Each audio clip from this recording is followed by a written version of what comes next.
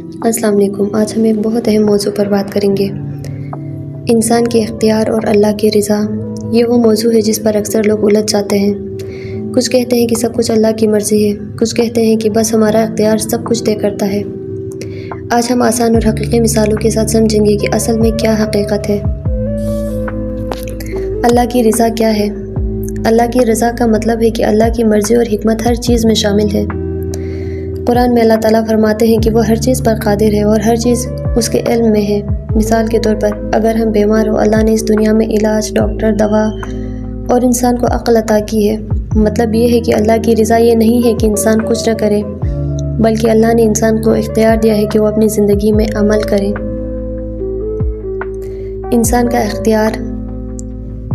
انسان کو عقل اور اختیار دیا گیا ہے تاکہ وہ اچھے یا برے فیصلے خود کرے۔ مثال کے طور پر امتحان کے لیے صرف دعا کرنا کافی نہیں، پڑھائی اور محنت کرنا بھی ضروری ہے۔ انسان کے اعمال کا نتیجہ براہ راست اس کی کوشش اور فیصلوں پر منحصر ہوتا ہے، مگر یہ بھی اللہ کے علم اور اجازت کے بغیر ممکن نہیں۔ تصور کریں کہ آپ ایک بیج بو رہے ہیں۔ اللہ نے زمین، پانی، سورج سب دیا ہے۔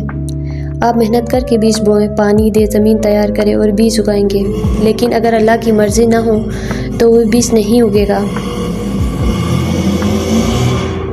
اختیار اور رضا کا تعلق۔ اختیار اور رضا ایک دوسرے کے مخالف نہیں، بلکہ ساتھ ہیں۔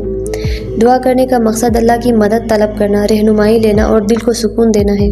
عمل کا مقصد اللہ کے دیے ہوئے وسائل اور عقل کا استعمال کرنا ہے۔ مثال کے طور پر کسی امتحان کے لیے دعا سے دل کو سکون ملتا ہے، اور عمل یعنی کہ پڑھائی ہے، دونوں مل کر ہی پھر نتیجہ آ جاتا ہے۔ کسی کاروبار کے لیے دعا سے حوصلہ ملتا ہے، محنت سے پھر کامیابی آتی ہے۔ صحت کے لیے دعا سے حوصلہ اور صبر آتا ہے، علاج اور ورزش سے بہتری آتی ہے۔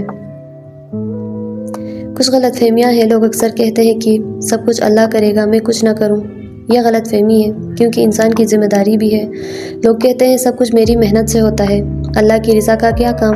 یہ بھی غلط ہے، کیونکہ انسان کی محنت کے نتائج اللہ کی اجازت کے بغیر ممکن نہیں۔ یعنی کہ حقیقی کامیابی اور سکون صرف اس وقت آتا ہے جب ہم اللہ کی رضا کو تسلیم کریں اور اپنی کوشش کریں۔ ہر کام کے لیے ہمیں چاہیے کہ اللہ سے دعا کریں اور رہنمائی طلب کریں، عقل اور اختیار کا استعمال کریں، مستقل مزاجی اور صبر کے ساتھ عمل کریں۔ مثال کے طور پر اگر آپ امتحان یا بزنس میں کامیاب ہونا چاہتے ہیں تو صرف دعا نہ کریں، منصوبہ بنائیں، محنت کریں اور اللہ پر بھروسہ رکھیں۔ یاد رکھیں اللہ کی رضا اور انسان کا اختیار ایک دوسرے کو مکمل کرتے ہیں۔